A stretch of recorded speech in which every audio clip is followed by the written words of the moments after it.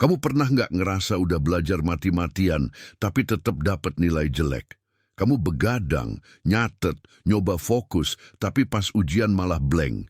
Atau kamu punya temen yang kelihatannya santai atau bodoh amat, tapi nilainya selalu tinggi. Tenang sob, kamu bukan satu-satunya.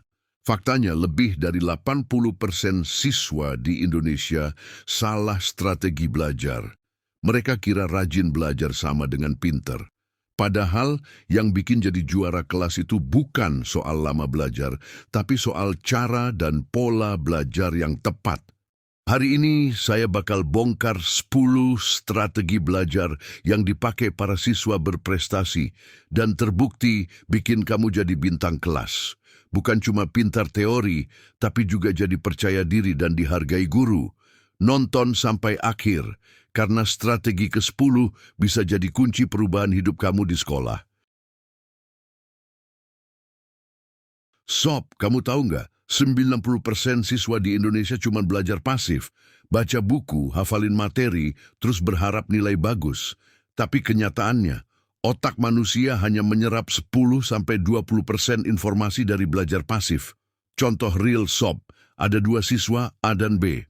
Si A cuma baca buku sejarah 2 jam non-stop. Si B baca 1 jam, lalu nulis ulang pakai kata-katanya sendiri, terus ngajarin ke temannya seolah dia guru. Hasil ujian, si B lebih tinggi, padahal belajarnya lebih sebentar. Itu karena belajar aktif melibatkan otak kamu untuk berpikir, menjelaskan, dan menghubungkan informasi. Ini bikin materi lebih nempel di otak. Bahkan dalam studi dari National Training Laboratories, metode belajar dengan mengajar orang lain punya tingkat retensi hingga 90%. Gimana caranya kamu mulai belajar aktif? Pertama, tulis ulang materi pakai gaya bahasa sendiri. Jangan copy dari buku mentah-mentah. Kedua, bikin mind map atau diagram visual. Warna-warni pakai gambar biar lebih hidup. Ketiga, ngobrol atau diskusi sama teman. Coba tantang diri kamu untuk menjelaskan materi dalam 2 menit. Dan kalau kamu belajar sendirian, gunakan metode Feynman Technique. Bayangkan, kamu harus ngajarin topik itu ke anak umur 5 tahun. Kalau kamu bisa bikin dia ngerti, berarti kamu udah ngerti beneran. Ingat sob, belajar itu bukan soal duduk lama, tapi gimana kamu bikin otak bekerja aktif. Dari sekarang, ubah cara belajarmu, dan kamu bakal ngerasain sendiri perbedaannya.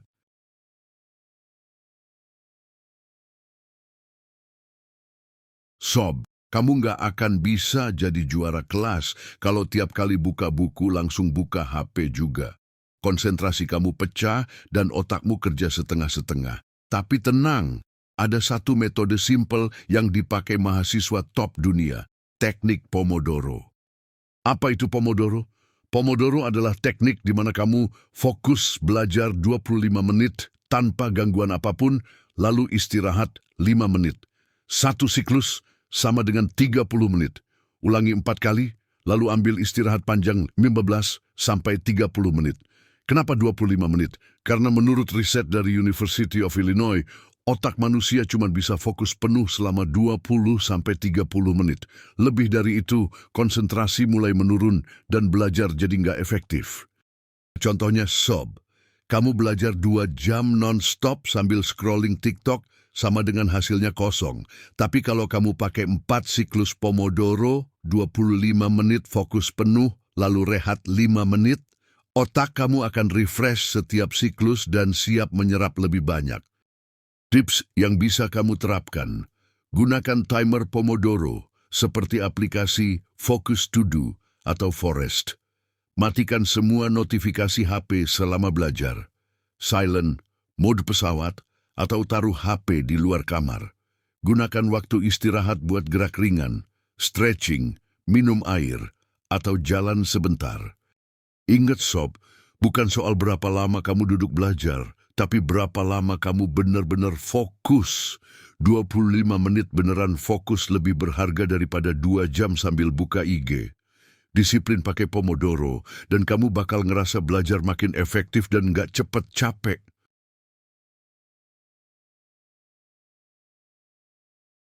Pernah nggak kamu belajar malam-malam, mata udah berat, kepala pusing, tapi kamu paksa terus? Hasilnya, nggak ada yang masuk.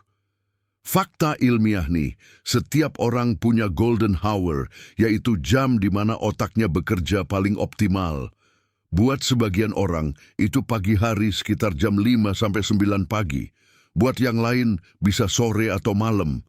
Tapi yang jelas, belajar saat otak segar akan jauh lebih efektif daripada maksa pas otak lelah. Contoh, sob. Kamu belajar 3 jam malam hari dalam keadaan ngantuk bisa kalah efektif dari 45 menit belajar pagi hari saat otak masih fresh.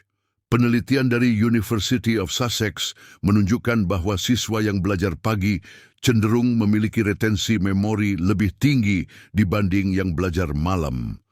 Gimana cara nemuin waktu emasmu? Coba eksperimen belajar di jam berbeda selama seminggu. Catat hasilnya. Kapan kamu paling fokus, paling gampang ngerti, dan gak mudah terdistraksi? Setelah ketemu, jadikan jam itu rutinitas. Tips tambahan, pagi hari setelah bangun tidur adalah waktu paling powerful karena otak belum tercemar distraksi. Coba mulai 30 menit belajar sebelum buka HP dan rasakan peningkatannya. Ingat sob, bukan soal siapa yang paling lama belajar, tapi siapa yang tahu kapan waktu otaknya paling tajam. Sob, kamu pengen ranking 1, nilai 100, dapat beasiswa. Itu keren. Tapi kalau tiap hari kamu cuma bilang, pokoknya harus ranking 1, tanpa tahu harus ngapain hari ini, itu namanya mimpi kosong. Pemenang itu bukan yang punya mimpi paling besar, tapi yang punya rencana terkecil yang dijalankan tiap hari dengan konsisten. Contohnya, daripada ngomong minggu ini harus kuasai bab 3 biologi, ubah jadi, hari ini pelajari sistem pernapasan satu subtopik selama 30 menit dan catat ulang. Simple, jelas, dan terukur. Menurut psikolog James Clear, penulis buku Atomic Habits, perubahan besar lahir dari kemenangan kecil yang konsisten. Kamu nggak perlu revolusi, kamu cuma butuh 1% lebih baik setiap hari. Kamu bisa terapin ini. Pagi, tulis 1 sampai 3 target belajar kecil hari ini. Contoh, kerjain 10 soal matematika, review catatan. Sejarah, sore, checklist, evaluasi, dan apresiasi diri saat tercapai. Gunakan to-do list apps seperti TickTick atau Notion. Tanam kata-kata ini di kepalamu. Konsistensi kecil ngalahin motivasi besar yang enggak jalan-jalan. Ini kesalahan paling umum, belajar cuma baca buku atau catatan, tapi nggak pernah berhadapan dengan soal. Padahal ujian itu bukan ngetes seberapa banyak kamu hafal, tapi seberapa jago kamu menerapkan. Menurut riset dari American Psychological Association, siswa yang rutin mengerjakan latihan soal memiliki peningkatan skor ujian hingga 50% lebih tinggi dibanding yang hanya baca materi. Kenapa belajar dari soal itu penting? Pertama, kamu tahu tipe soal dan cara menjawabnya. Kedua, kamu tahu di mana letak kelemahanmu. Ketiga, kamu melatih otak dalam kondisi ujian sesungguhnya. Dan ini dia cara nerapinnya sob. Setelah belajar satu topik, langsung kerjain 5 sampai 10 soal. Kalau kamu sulit membuat soal, bisa minta bantuan ke ChatGPT. Cek jawabanmu. Bikin catatan khusus. Soal yang aku salahin. Ulangi soal itu 2 sampai 3 hari kemudian, pakai sistem spaced repetition. Satu hal penting, jangan takut salah. Justru dari kesalahan kamu belajar paling banyak. Jangan cuma baca materi 3 jam, tapi luangkan minimal 30% waktumu untuk latihan soal. Kalau kamu pengen juara kelas, jangan cuma belajar seperti pelajar, belajarlah seperti peserta ujian.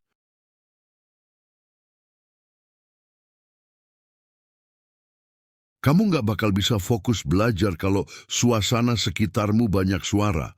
TV nyala, adik nangis, HP bunyi terus, atau meja belajar berantakan. Mau sepintar apapun kamu, kalau lingkunganmu toksik, otakmu nggak akan maksimal. Menurut studi dari Princeton University, lingkungan belajar yang bersih, rapi, dan minim gangguan bisa meningkatkan fokus dan produktivitas hingga 40%. Ini yang bisa kamu coba. Pilih tempat belajar tetap, jangan pindah-pindah. Otak akan terlatih untuk fokus di situ. Pastikan meja bersih. Taruh cuma yang dibutuhkan, buku, alat tulis, timer. Gunakan headphone noise cancelling atau dengarkan musik instrumental, lofi, piano atau white noise kalau suasana rumah bising. Beritahu keluarga, aku belajar jam sekian, mohon jangan diganggu dulu. Dan satu lagi, jauhkan HP saat belajar. Taruh di luar kamar atau pakai mode fokus di iPhone atau Android. Kamu nggak harus punya ruang belajar mewah, tapi kamu butuh ruang belajar yang menghargai fokusmu.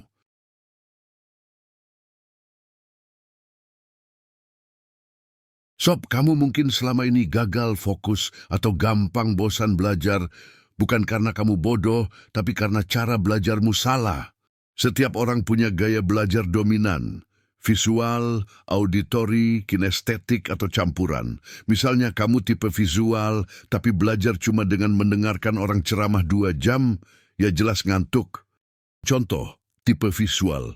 Pakai mind map, warna-warni stabilo, gambar, diagram. Tipe auditori, rekam suara sendiri pas menjelaskan pelajaran, lalu dengerin ulang. Tipe kinestetik, belajar sambil menulis ulang, berdiri, atau pakai tangan untuk bikin simulasi. Menurut riset dari Journal of Educational Psychology, siswa yang menyesuaikan metode belajar dengan gaya belajarnya bisa meningkatkan efektivitas belajar hingga 60%. Gila nggak tuh? Dan bagaimana cari tahu gaya belajarmu? Coba tes gratis di Google. Learning Style Quiz. Hasilnya langsung kelihatan.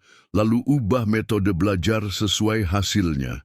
Ingat sob, bukan siapa yang belajar paling lama yang menang, tapi siapa yang tahu cara terbaik belajarnya.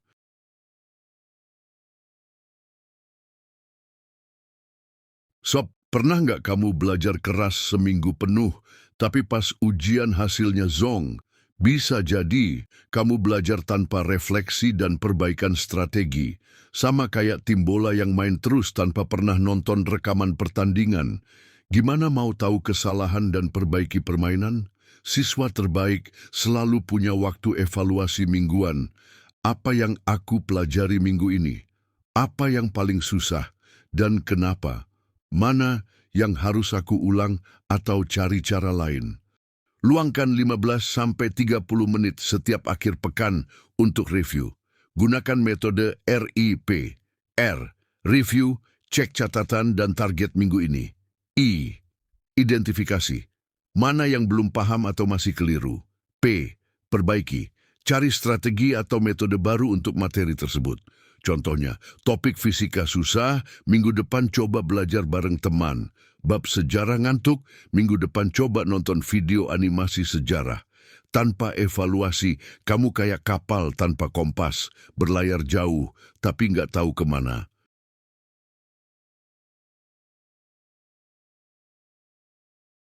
Kamu mau jadi siswa terbaik, jangan cuma kerja keras sendirian. Kamu butuh lingkungan yang mendorong, bukan yang menarik mundur. Kata pepatah, kamu adalah rata-rata dari 5 orang yang paling sering kamu temui. Kalau 5 orang itu suka mager, ngomongin gosip, dan main HP pas jam belajar, ya kamu akan jadi mereka. Tapi kalau 5 orang itu suka diskusi soal, saling bantu jelasin materi, dan semangat upgrade diri, percaya sob, kamu akan ikut ketularan. Ini bukan soal cari teman pintar, tapi cari teman yang mau berjuang bareng. Caranya, bentuk kelompok belajar kecil, 2-4 orang. Tentuin jadwal rutin belajar bareng online atau offline. Terapkan sistem, yang ngerti ngajarin, yang belum paham nanya. Jaga supaya nggak berubah jadi nongkrong nggak jelas. Satu hal penting, Jangan takut ninggalin teman yang ngerusak fokusmu. Kalau mereka nggak support mimpimu, berarti mereka bukan bagian dari masa depanmu.